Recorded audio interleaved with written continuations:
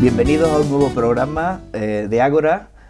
Tenemos la suerte de contar con Virgilio Martínez Enamorado, del que voy a esbozar su currículum, que es impresionante. Le damos la bienvenida a él. Muchas gracias. Es un placer y una suerte contar con él y con su tiempo tan escaso en tantos proyectos en los que anda, como vamos a ver. Es licenciado y doctor en Historia Medieval por la Universidad de Málaga. En el año 2004 recibió el premio extraordinario de doctorado por su tesis La formación de Al-Ándalus en tierras malagueñas, siglo VIII-X, aportaciones desde la historiografía, la arqueología y la toponimia.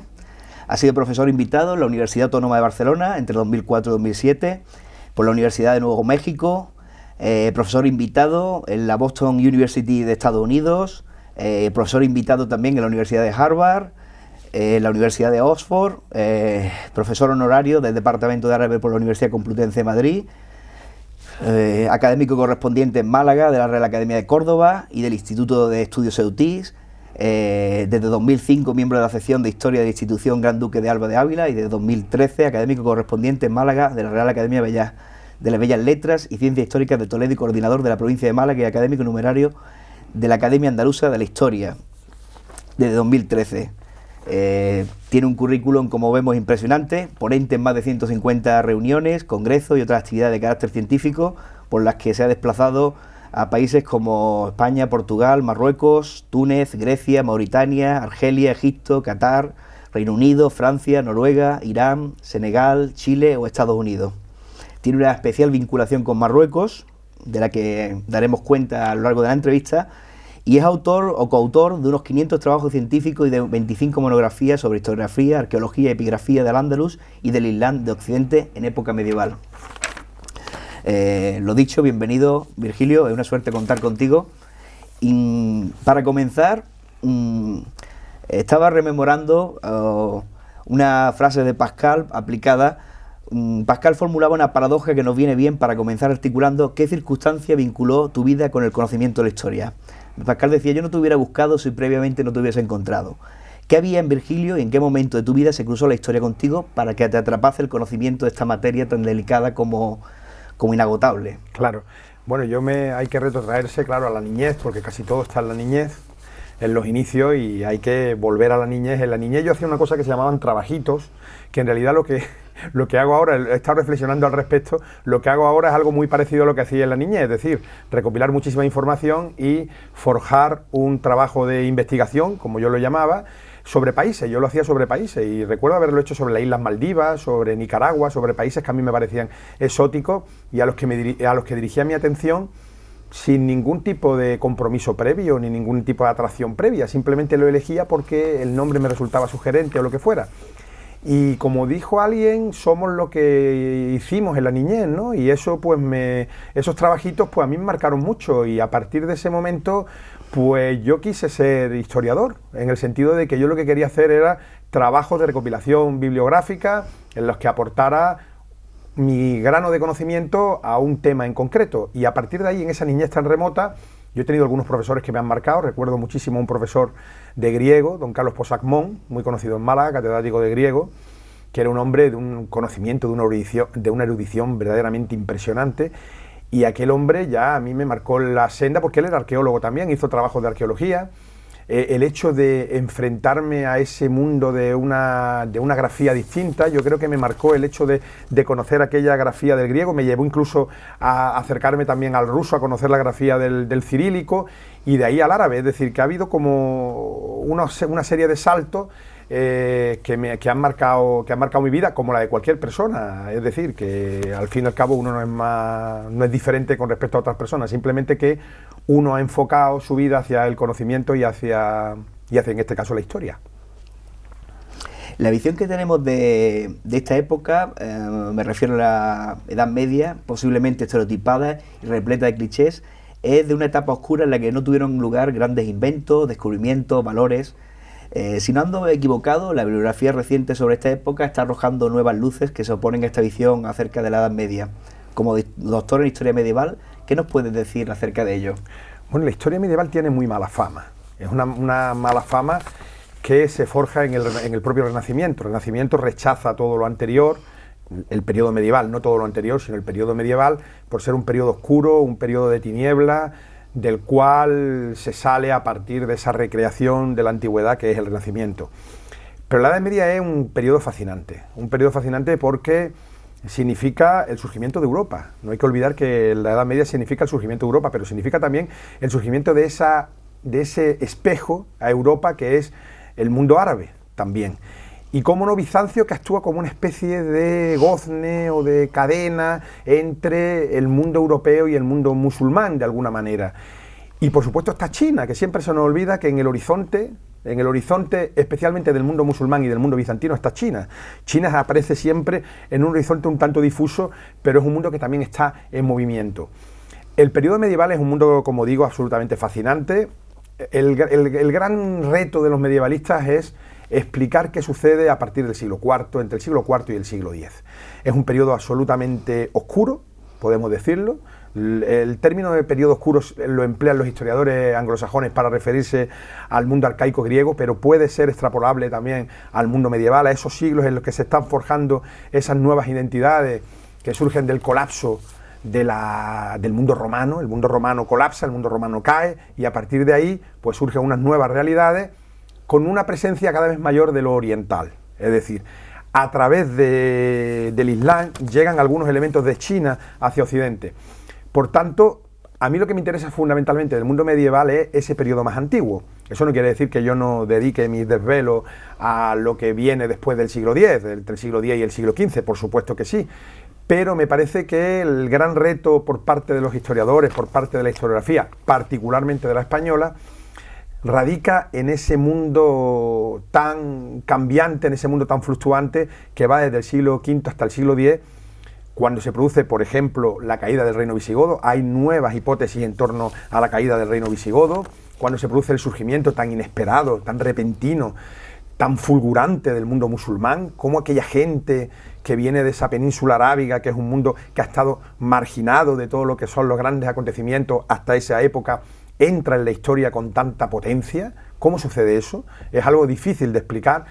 Todo se ha explicado desde una perspectiva del fanatismo. Todo esto es evidentemente un prejuicio racialista absolutamente ridículo, porque tan fanáticos en ese momento eran los musulmanes como los cristianos de Oriente. Es decir, no hay nada en ello que esté predeterminado para que a través de su ideología crearan esa estructura de poder tan fuerte, porque hay que pensar en el mundo islámico que llega en muy poco tiempo desde la península ibérica hasta China. Están a punto de entrar en China, como bien es sabido, en el año 744. Están a punto de entrar en China y fracasan en su intento de entrar a China, pero es un mundo que se está forjando con una enorme capacidad de inclusión de las poblaciones que son conquistadas. Inmediatamente se ponen a trabajar para la inclusión de todas esas poblaciones conquistadas, aunque conquisten por las armas, logran una certera inclusión de todas esas poblaciones.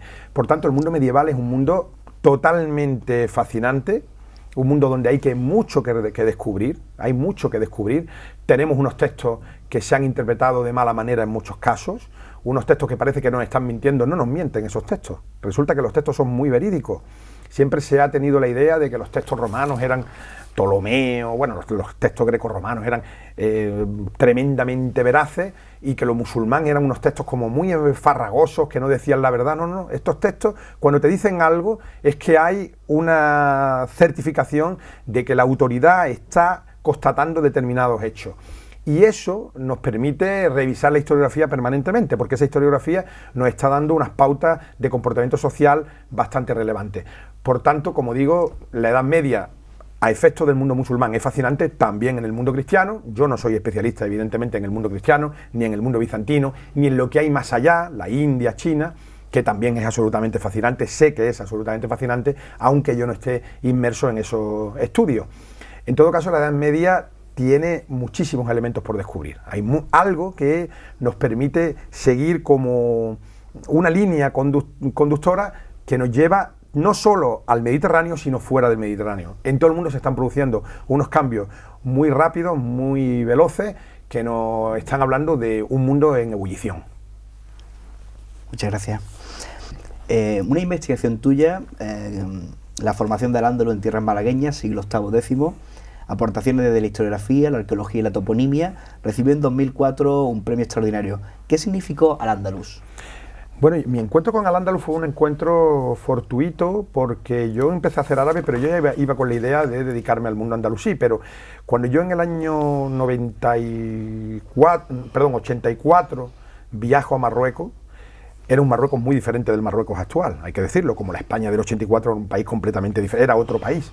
En el año 84 yo viajo a Marruecos a hacer un curso de árabe y aquello para mí fue un descubrimiento verdaderamente sorprendente. Era un mundo que yo digo, bueno, esto seguramente fue Al-Ándalus. Es decir, en el año 84, en 1984, en Marruecos todavía se conservaban muchos elementos que podían compararse con lo andalusí. Y además había como una reivindicación de lo andalusí. Ese viaje, sin duda alguna, me marcó. Yo hice ese curso de árabe, evidentemente, y comprendí que Al-Ándalus había quedado vivo, parcialmente vivo, que estaba todavía presente en las calles y en los campos de Marruecos. Y a partir de ahí, pues ya, en ese momento que era, me parece que tercero de carrera, yo tenía que elegir entre hacer una especialidad, en cursar una especialidad. Pensé en historia contemporánea, pensé en geografía, pensé incluso en historia antigua, pero me decanté claramente por el mundo medieval y por Al-Ándalus, porque entendí que aquello que yo había presenciado en Marruecos era algo que tenía yo que descubrir. Y ese descubrimiento se fijó ahí, en ese viaje que creo que fue en 1984, estuve más de un mes haciendo ese curso de árabe en Marruecos. Y claro, a partir de ahí, pues Al-Ándalus se me presentó como una realidad que tenía que escudriñar, que tenía que adentrarme en ella, buscando pues todos sus entresijos, buscando la manera de explicar aquella sociedad. No me convencía mucho cómo se explicaba, porque siempre se ha buscado la singularidad de Al-Ándalus, en el contexto árabo-musulmán. Al-Ándalus es una sociedad singular, por el hecho de que es derrotada, no por el hecho de que se tenga una organización social diferente en ese momento a la del Magreb, a la de Egipto o a la de Siria. En muchas cosas es muy similar.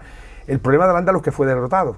Al ser derrotado, aniquilado, exterminado, una sociedad exterminada, podemos decir, había que buscar la singularidad. Por parte de los que derrotan al Al-Ándalus, tienen que buscar la singularidad. Somos nosotros los que derrotamos, es decir, los descendientes de aquellos que derrotaron al Al-Ándalus, que acabaron con Al-Ándalus. Entonces había que buscar la manera de establecer singularidades y se estableció la idea de que Al-Ándalus era una sociedad muy singular en el contexto árabo-musulmán. Y yo nunca he estado de acuerdo con eso, y yo lo veía, yo digo, bueno, vamos a ver, ¿por qué va a ser esto tan diferente con respecto a lo que pasaba en el Magreb en el siglo X? ¿Por qué el Al-Ándalus califal de época omeya era muy diferente al Magreb o era muy diferente al Egipto del siglo X? Y comprobé que no, que esas diferencias no eran tales, que era una visión historiográfica muy propia de la escuela española, que la escuela española lo que quería hacer era vislumbrar al Al-Ándalus como una singularidad en ese contexto árabo-musulmán, porque interesaba desde la perspectiva de esa derrota final que supone Al-Ándalus. Y en ello estamos, ¿no? En ello estamos, seguimos en esa idea. Como he dicho, sorprende Al-Ándalus. Yo ahora mismo he conocido una noticia que me parece absolutamente sugerente. Por ejemplo, Almanzor recibió de un gobernante del norte de África una jirafa disecada. Es una cosa, todo está en Al-Ándalus, que es una cosa sorprendente, es una cosa sorprendente. Acabo también de descubrir cómo desde el castillo de Fuengirola, Al-Hakam II envía al mejor astrónomo del momento a comprobar que desde allí se observa, se puede contemplar la estrella Suhail por el nombre Suhail, que es Fuengirola, pensando que Suhail deriva de la estrella Canopo. Todo este tipo de cosas son absolutamente fascinantes. Es que está todo en Al-Ándalus, parece que está todo inventado, que Al-Ándalus es como una especie de gran receptáculo de invención, de un mundo absolutamente fascinante de descubrimiento de cosas. Estoy pensando en Casarabonela, en la Granada Safarí, en este sáfar que lo que hace es con un esqueje plantar una granada de Oriente aquí en Casarabonela y divulgarla por todo el occidente musulmán. En fin, son cosas que se están descubriendo ahora. Parece mentira a principios del siglo XXI que todos estos hechos se estén descubriendo. Están en la fuente árabe, pero o bien esas fuentes árabes no han sido traducidas o bien no se le ha prestado la suficiente atención. Y por eso hay que prestar mucha atención a Al-Ándalus, porque parece que en Al-Ándalus estuviera todo. Es como una modernidad, como una contemporaneidad absoluta. Es como entresacar cosas que podemos trasladarlas al presente, en tantísimos acontecimientos. En la ciencia, no digamos, hay una magnífica escuela de científicos españoles, catalanes fundamentalmente, que están dando a conocer todas esas innovaciones científicas que trae Al-Ándalus, que son verdaderamente sorprendentes. en algunos casos llaman poderosísimamente la atención, cómo se hacían cosas volar. Este personaje de aquí, de Nina Alta, de Teba, de Tacuruna, sobre la que estoy preparando un libro que se va a publicar próximamente, bastante voluminoso, intentó volar. El aeropuerto de Bagdad lleva su nombre, Ibn Firnas se llamaba. Este tipo de cosas que unidas todas nos dan un mosaico de una contemporaneidad, de una presencia de ese presente verdaderamente sorprendente. Desde luego, a mayor conocimiento de la historia, que es interminable, uno podría repetir aquello que leemos en la Biblia, ¿no? No hay nada nuevo bajo el sol, ¿no? Efectivamente, no hay nada nuevo bajo el sol. Y en Al-Ándalus no hay nada nuevo bajo el sol, es decir, que casi todo lo que ahora nos parece moderno, ya de alguna manera se ensayó en Al-Ándalus, de alguna manera. No hay que decir que es una cosa, digamos, mecánica, pero sí que hay muchos elementos que se han ensayado en la historia de Al-Ándalus. Muchas gracias. Eso también coincide con la pregunta anterior de que la Edad Media parecía como la modernidad asociada al Renacimiento, a la Revolución Científica, se produce como un corte en la historia, o así lo estudiamos de forma sin duda simplificadora, y en la Edad Media no habían conocido nada de esto, y ahora la modernidad empieza a traer... Claro, pero eso es una visión que evidentemente no es la correcta, porque en la Edad Media como dirían algunos políticos, se sientan las bases para el posterior desarrollo del Renacimiento. Sin Renacimiento, como tú bien sabes, mejor que yo, no hay ilustración, y sin ilustración no hay mundo moderno, no hay mundo contemporáneo. Ahora estamos en la posmodernidad, la modernidad es la ilustración, ¿no? Y esa posmodernidad que ha llegado ya es la superación de la ilustración, pero yo creo que la ilustración me da la impresión que no está superada, que seguimos instalados en la ilustración afortunadamente, porque la ilustración, digamos, que es la seguridad de la razón, del conocimiento y de la búsqueda de la felicidad. Estoy de acuerdo contigo. Habermas decía ya en un ensayo temprano, respondiéndole a Rorty y a otros considerados posmodernos, que la modernidad es un proyecto inacabado. Y cuando hablo con los alumnos o con otras personas, yo insisto en que efectivamente no hemos terminado de acabar los ideales de la ilustración. Seguimos en ello. Lo que pasa es que hemos sufrido una crisis por la conciencia de que tenemos más límites de lo que imaginábamos. Pero seguimos intentando desarrollar la igualdad, intentando desarrollar la democracia, mejorar la democracia y la emancipación a través del conocimiento, consciente de que la emancipación nunca va a ser completa o plena. Efectivamente, y en eso estamos, en la emancipación. ¿Quién iba a decir a principios del siglo XX que las mujeres se iban a empoderar como se han empoderado? ¿Quién iba a decir tantísimas cosas que eran utópicas? Hace 30, 40 años eran utópicas, cosas que a uno le sorprende, uno que tiene ya una trayectoria vital relativamente prolongada, a uno le sorprende que se estén cumpliendo de una manera tan fehaciente, ¿no? Sería interesante abordar, saliéndome un poco de las preguntas que había trazado, la mujer en el mundo árabe. Sí, eso es un gran tema, y además hay unos estudios de la mujer muy, muy intensos. En el caso de Al-Ándalus hay un magnífico libro de Manuela Marín, La mujer en Al-Ándalus, que yo recomiendo, donde viene toda la información historiográfica. La arqueología tiene que decir mucho al respecto, claro. La arqueología, los espacios domésticos transitados por la mujer, ocupados por la mujer, está diciendo mucho al respecto desde una visión antropológica. Incluso eso se puede trazar un estudio a través también de la antropología moderna del siglo XIX, del siglo XX, que hacen los franceses en países como Marruecos, como Argelia.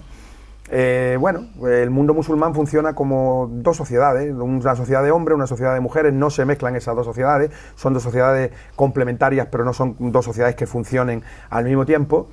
El hecho de la mujer en el Corán, pues es un tema muy, muy controvertido.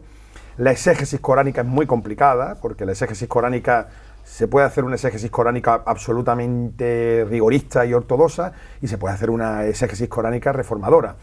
Lo cierto es que ahora en el mundo árabe musulmán las mujeres están empoderándose, están tomando partido claramente por su emancipación, está habiendo una gran transformación en la mujer, poco a poco.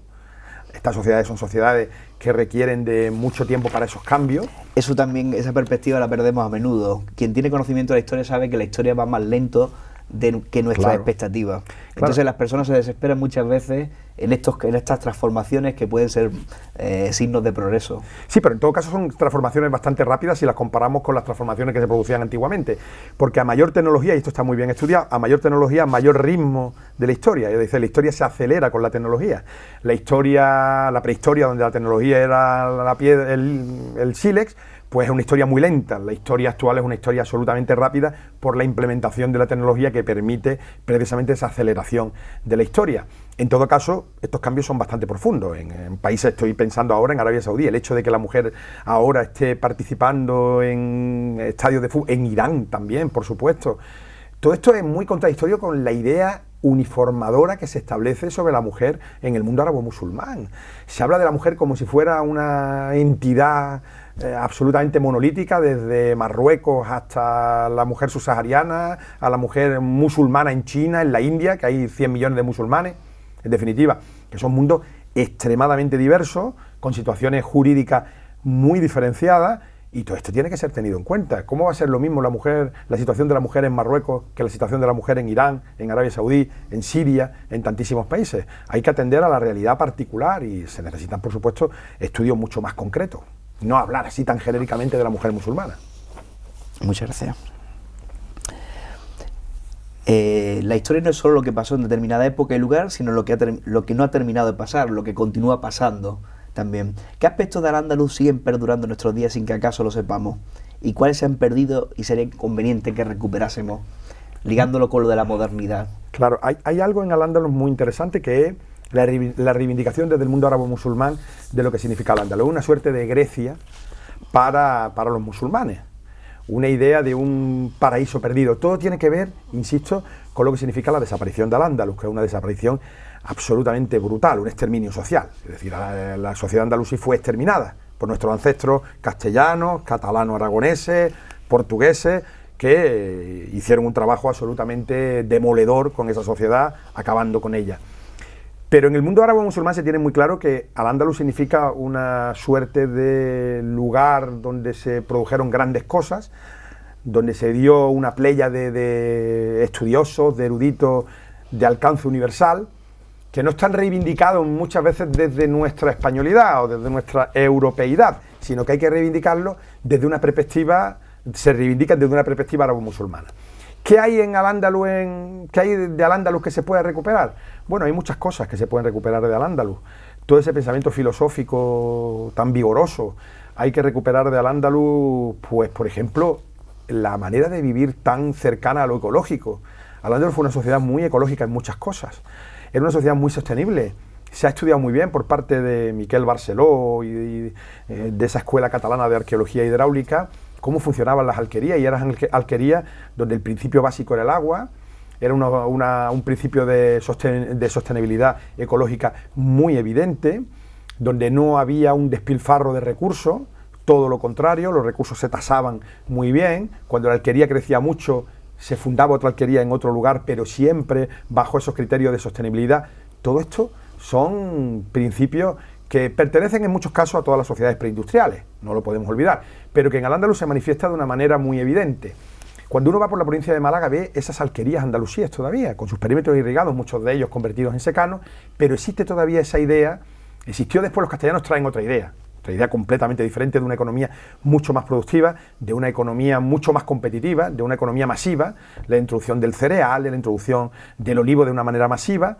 El andalusí practica un tipo de economía agraria muy insertada en el medio ecológico, de una pequeña producción pero muy variada, con una dieta muy variada. Esto es algo también muy andalusí, es decir, lo que ahora nos hablan de la dieta variada, cuando en Europa la fruta únicamente se utilizaba como un producto farmacológico, en Al-Ándalus se consumía con muchísima frecuencia. Uno se lee los tratados de alimentación de Al-Ándalus y comprueba que se trata efectivamente de una dieta absolutamente ecológica y sostenible. Por tanto, son elementos que pueden ser recuperados, pero eso hay que llevarlo a la gente. De todas maneras, de una manera casi instintiva, la gente lo ha captado. Y resulta que ahora se habla de esa gastronomía andalusí. Yo estuve el sábado en Córdoba y pude en un restaurante, en la carta, comprobar que había una gastronomía andalusí, que es muy curioso, que está, por cierto, en Marruecos, esa gastronomía andalusí, porque todo eso ya existe en Al-Ándalus. La pastela, el cuscús, ya existían en Al-Ándalus, y de hecho son productos magrebíes traídos a Al-Ándalus, más que productos andalusíes llevados al Magreb. Hay muchos elementos de Al-Ándalus que pueden ser recuperados para el presente. Y ya te digo que tenemos como una especie de obligación también, ya que nuestros ancestros fueron los que acabaron con la sociedad andalusí, de dar a conocer esa sociedad, porque hay muchos elementos que están vivos y que pueden ser recuperados. Y me parece que quizás sea también una idea, un prejuicio de una idea, me parece que equivocada, de la Ilustración, de que la historia va progresando como una línea recta. Sí. Entonces, el conocimiento de la historia me parece interesante por muchas razones, entre ellas para saber de dónde venimos y qué somos y hacia dónde vamos. También me parece muy interesante para rescatar los momentos, digamos, de gran civilización o de excelencia civilizatoria, que pueden ser más civilizados algunos de esos momentos del pasado que algunas costumbres, prácticas o valores del presente, ¿no? Claro, claro. Esa idea de la Ilustración de que vivimos en el mejor de los mundos posible y que la historia tiene ese componente lineal es algo que explota muy bien la burguesía, como bien sabes tú, del siglo XIX, y que nos ha conducido a este desarrollismo absolutamente atroz que camina claramente hacia la destrucción del planeta. Eso es evidente, es decir, nosotros si seguimos en esta senda vamos a finalmente conseguir destruir nuestro entorno. Y es una idea que tenemos que romper con ella, es decir, tenemos que parar y pensar qué hacemos con nuestro mundo, hasta qué nos conduce tanto desarrollismo, tanta producción, tantos criterios productivos, y plantearnos un mundo mucho más sostenible.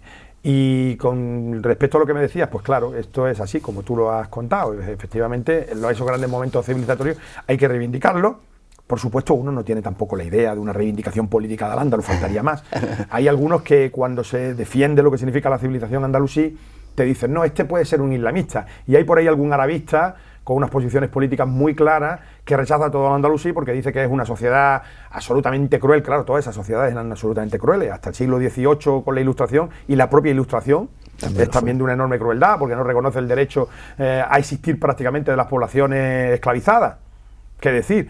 Pero independientemente de todo esto, de esa crueldad previa a la modernidad, hay que decir que existen unos elementos muy posiblemente reivindicables en el mundo andalusí, claro que sí.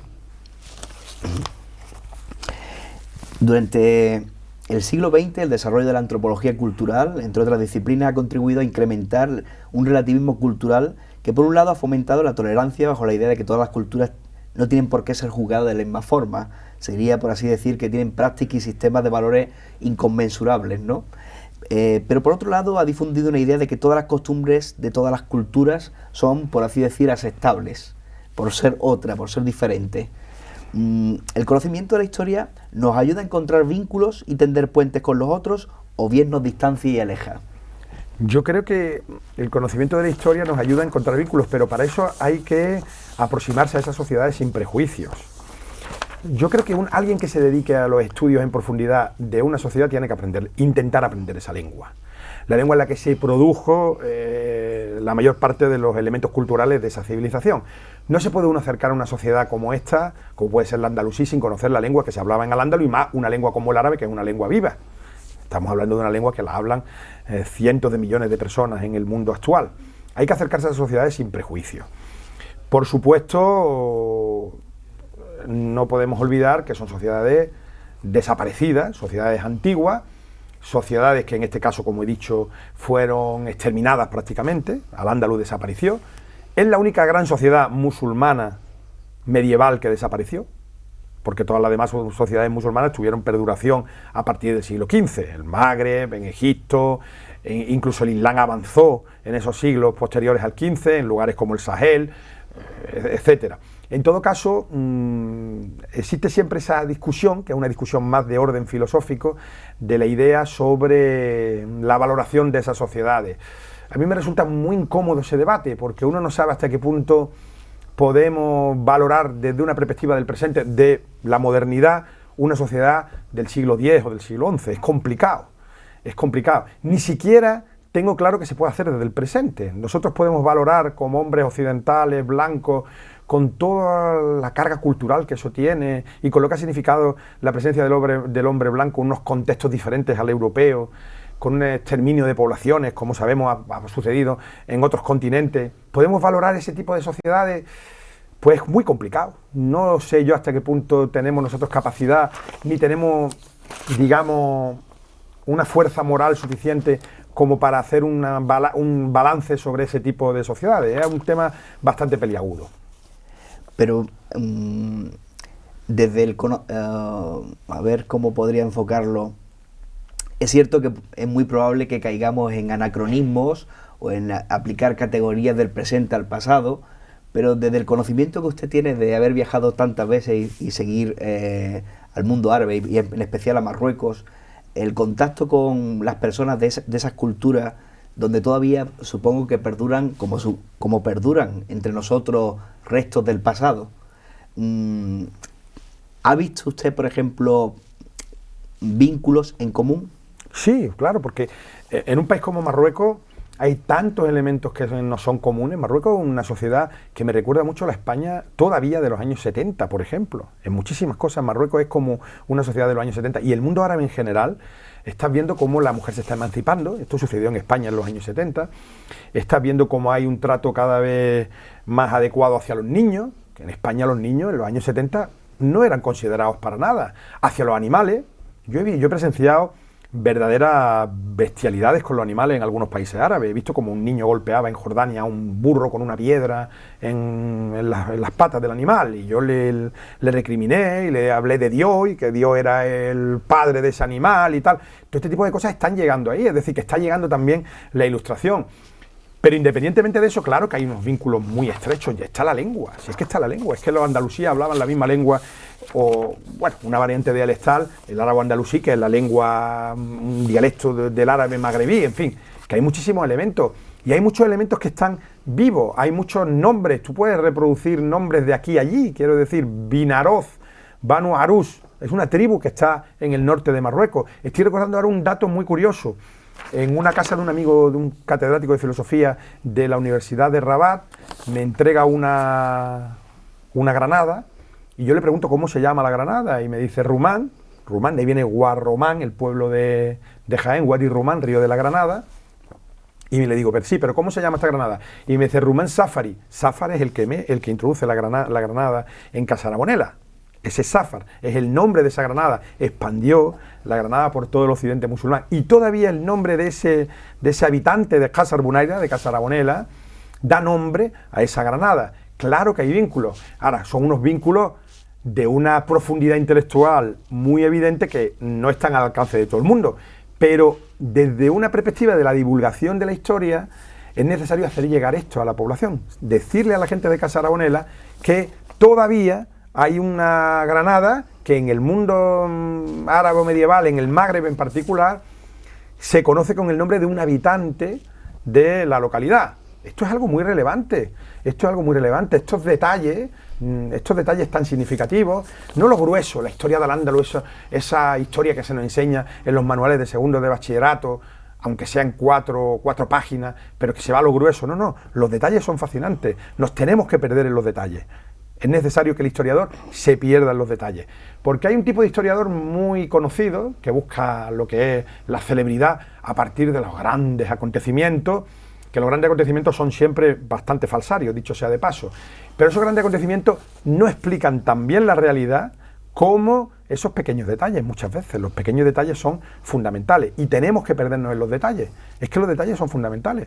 Dios está en los pequeños detalles, ¿no? Claro, efectivamente, Dios está en los pequeños detalles, porque la historia global de Al-Ándalus, bueno, sí, está muy bien la historia global de Al-Ándalus, y yo también la hago, claro, cuando toca, pero también hay que introducirse, hay que perderse en ese mundo de lo minucioso, de lo pequeño, de lo diminuto incluso, porque ahí vas a encontrar elementos que te van a permitir aquilatar con mucha más profundidad, con mucha más certeza la sociedad, una sociedad preindustrial, como era la sociedad andalusí. Muchas gracias. ¿Cuáles son los principales errores que se suelen cometer en las investigaciones históricas? Bueno, hay uno que es el de los prejuicios, ¿no? Y actuamos muchas veces con prejuicios, se actúa con demasiados prejuicios. Esta idea, por ejemplo, de la singularidad del Al-Ándalus, Al-Ándalus una sociedad diferente, pues a mí me parece un prejuicio, la idea de que esos andalusíes están o participan de la historia de España y que por tanto, de alguna manera, abramos comillas, son españoles, y como españoles tienen que ser diferentes a los magrebíes. Eso es un prejuicio. Hay prejuicios racialistas. Yo he comprobado en algunos arabistas un desprecio absoluto hacia los árabes. Es una cosa muy curiosa, como desde un conocimiento de la cultura árabe se puede ser tan despreciativo hacia los árabes. Es algo que me resulta sorprendente, y no quiero dar detalles porque en algún caso se me puede identificar incluso a alguna de estas personas de las que hablo. Pero claro, es que hay mucho prejuicio, y funcionan mucho los prejuicios, y funciona mucho una visión muy simplista de las cosas, y todo esto lo que hace es alejarnos de las realidades. Yo creo que para acercarse a algún tipo de sociedad como esta, pues de alguna manera uno tiene que amar a esa sociedad. Como un prehistoriador tiene de alguna manera que amar, ¿qué le digo yo? ¿Al Australopithecus? Claro que sí, claro que sí. Hay que acercarse a esto con una cierta idea de que esto te tiene que servir para acercarte a una realidad que era una realidad humana tan antigua y tan perdida, ¿no? Claro que sí, yo creo que sí. Estoy de acuerdo con usted, en contra de la idea esa de la ciencia del siglo XIX, de que el conocimiento tiene que ser neutral, que es imposible, por otra parte, es un mito, o ascético. El conocimiento quizás no puede efectuarse sino desde, ya lo había señalado Nietzsche, no hay conocimiento sin interés. Siempre tenemos un interés, y si no, no desarrollaríamos el esfuerzo por conocer algo. Sí, pero no un interés pecuniario, crematístico, no, un interés intelectual. Un interés desinteresado, valga la posible contradicción. Pero ¿qué es algo tan humano? Es decir, ¿qué nos lleva al descubrimiento del espacio? Pues el descubrimiento del espacio se basa exclusivamente en el interés, en el interés por las cosas, en saber qué es lo que hay más allá. Sí. Que es algo absolutamente humano, es decir, no hay humano que no tenga interés por las cosas, es decir, es consustancial a lo humano. A eso se refiere el principio de la metafísica de Aristóteles cuando dice el hombre desea por naturaleza conocer. Es ese interés, claro. el interés por conocer, ir más allá de lo que existe, o esa curiosidad intelectual, podríamos decir en otros términos. Que se puede desarrollar de muchísimas maneras, desde el mecánico de un coche que quiere saber qué le pasa a ese coche o quiere solucionar... Efectivamente. Todo está basado en lo mismo. Eso es. Con sus trabajos usted ha contribuido a tender puente entre España y Marruecos hasta el punto de que durante 2020 se celebrará un congreso con investigadores de ambos países en homenaje a esta vertiente de su obra, por lo que le felicito. ¿Qué prejuicios nos impiden reconocernos como semejantes? ¿Qué nos convendría conocer para desprendernos de esos prejuicios que perjudican nuestra forma de relacionarnos? Pues yo tengo que decir que en Marruecos hay muchas cosas que se parecen a España. Es un país que se parece mucho a España. Que hay en Marruecos una gran tradición hispanista, y hay un grupo de marroquíes muy hispanófilos, muy deseosos de que España les preste atención. Hay un grupo, una élite marroquí que está muy deseosa de que España le preste atención. También tengo que decir que en los últimos tiempos la presencia de España se ha ido diluyendo. Y se ha ido diluyendo porque el español ha perdido presencia en Marruecos. El francés, digamos que la lengua francesa es la vía de acceso a altos puestos en la administración y al reconocimiento social. Esto lo explica muy bien Javier Otazu en un libro sobre Marruecos que ha publicado recientemente. Javier Otazu ha sido el director de la agencia EFE en Marruecos y explica muy bien lo que supone el conocimiento del francés en el ascenso social en Marruecos. España tiene que hacer un gran esfuerzo porque en Marruecos haya un grupo de la élite marroquí que esté dispuesta a profundizar en nuestras relaciones, en nuestro conocimiento y en nuestro amor, en nuestro intercambio de esos sentimientos de cooperación entre estas dos realidades que son España y Marruecos. Y los prejuicios con la sociedad marroquí son enormes. Yo creo que... Por ejemplo, a ese prejuicio, ese tópico de las personas que visitan el norte de Marruecos y dicen, no son iguales que nosotros, a mí no me inspiran confianza, sí. Es que en cuanto me descuide, me engaña. Claro, sí, bueno, es que hay que tener en cuenta que la diferencia de renta entre Andalucía y el norte de Marruecos pues es de 10 puntos, o sea que nosotros somos 10 veces más ricos que los marroquíes. Es que es lógico que intenten engañarnos, es que hay pocas fronteras en el mundo donde haya una diferencia en el nivel de vida tan elevada, si acaso México, Estados Unidos, y Marruecos-España, es una diferencia enorme. Ceuta y Melilla son dos enclaves muy ricos, porque además son muy ricos porque tienen una importante subvención por parte del Estado español, pero frente a eso encontramos zonas pues mucho más pobres, claro, y eso, esa diferencia salarial, esa diferencia de renta, genera este tipo de situaciones. Pero nos parecemos mucho en muchísimas cosas. También somos diferentes, evidentemente. Venimos de dos tradiciones histórico-culturales diferentes, pero hay muchos elementos en común. Hay gente que va a Marruecos, gente ya con una cierta edad, 70, 80 años, y comprueba, y van por primera vez a Marruecos, y comprueba que se parece mucho a lo que era su niñez, fundamentalmente en el mundo rural. Las mujeres lavan en los ríos, en los lavaderos públicos, existe una vida social muy amplia, los niños juegan en la calle, algo que todavía nos sorprende mucho a los españoles, que en Marruecos haya muchos niños, y los niños están jugando al fútbol en la calle, no están en las casas. Todo esto hay que decir que está viviendo un cambio verdaderamente trepidante. Marruecos es una sociedad, como en general todas las sociedades del mundo, porque la comunicación, los medios de comunicación están trayendo todos estos cambios tan repentinos, la globalización, efectivamente, pero todavía hay muchos elementos que nos recuerdan a nuestra niñez, los que tenemos ya una edad. Nos vemos reflejados en muchos de esos elementos que todavía se pueden percibir en las calles de Marruecos o de algún otro país árabe. Marruecos, de todas maneras, es un país que ha sabido preservar muy bien sus tradiciones.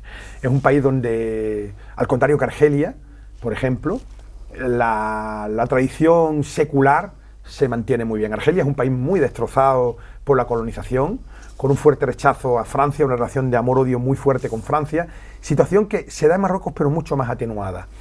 Argelia es un país donde se han perdido mucho más esas tradiciones que en Marruecos. Es un país que vive de una manera muy angustiosa su presente, también su futuro, y esa situación yo no la percibo en Marruecos.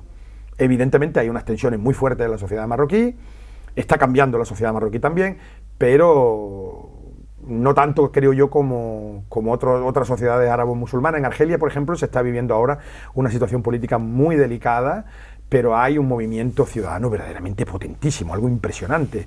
Cada viernes salen a la calle cientos de miles de personas para exigir cambios democráticos, una profundización democrática muy seria, con una participación de toda la sociedad civil argelina, y están consiguiendo cosas, Basta conseguir la prensa en España para comprobar que en Argelia se están consiguiendo, el Hirak, el movimiento, que es con lo que significa en árabe, está consiguiendo cosas muy, muy relevantes y unos cambios muy sustanciales en la sociedad argelina. Quiero decir con ello que es un mundo que está en movimiento.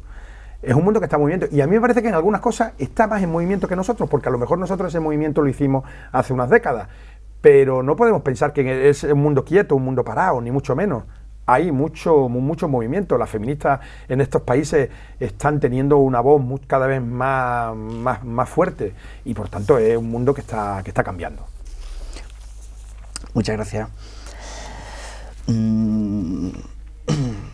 Algunas de sus investigaciones actuales están relacionadas con recientes descubrimientos en dos lugares de Málaga, Antequera y Pizarra. ¿Qué nos puede anticipar de estos recientes descubrimientos y qué expectativas se mantienen?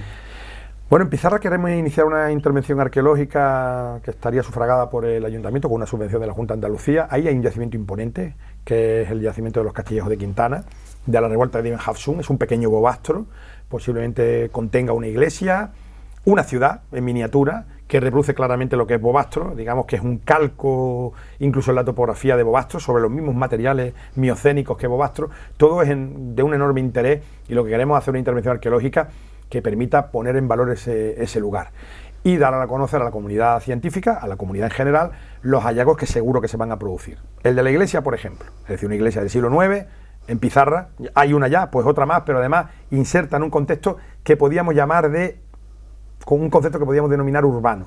Lo de Antequera ya salió en El País, es un descubrimiento de una suerte de Medina Zahara antes de que existiera Medina Zahara, una construcción de Abderramán III frente a los rebeldes, frente a esta gente que está en Bobastro y está aquí en los Castillejos de Quintana, y que son refractarios a la presencia de la dinastía Omeya. Todo es muy interesante, todo en ese mundo del siglo IX, del siglo X. En Al-Ándalus ese mundo es un mundo muy complejo, de movimientos de población, de luchas, de enfrentamientos entre distintas opciones políticas y religiosas, cristianos, posiblemente la población que viviera aquí son cristianos. Estamos hablando de un mundo que tiene que ser conocido a partir fundamentalmente de la arqueología, porque la arqueología es la que nos va a dar unas posibilidades, digamos que más contundentes para poder aproximarnos a él. Y en ellos seguimos trabajando y esperemos dar resultados a la comunidad científica, a los habitantes de Pizarra y de otros lugares con nuestros trabajos. Pues esperemos que así sea. Estaríamos aquí durante horas hablando con Virgilio, y se ve que todavía el niño del que hablaba al comienzo perdura en él, y esperemos que nunca le abandone y que siga contagiando su amor y su pasión por la historia, porque uno, después de hablar con él, tiene ganas de sumergirse en los libros y de visitar algunos de esos lugares. Muchas gracias, Virgilio. Muchísimas gracias, y efectivamente tenemos que conservar lo que hay de niño en nosotros, efectivamente. Muchas gracias, Sebastián. Gracias. Bueno, hasta el próximo programa.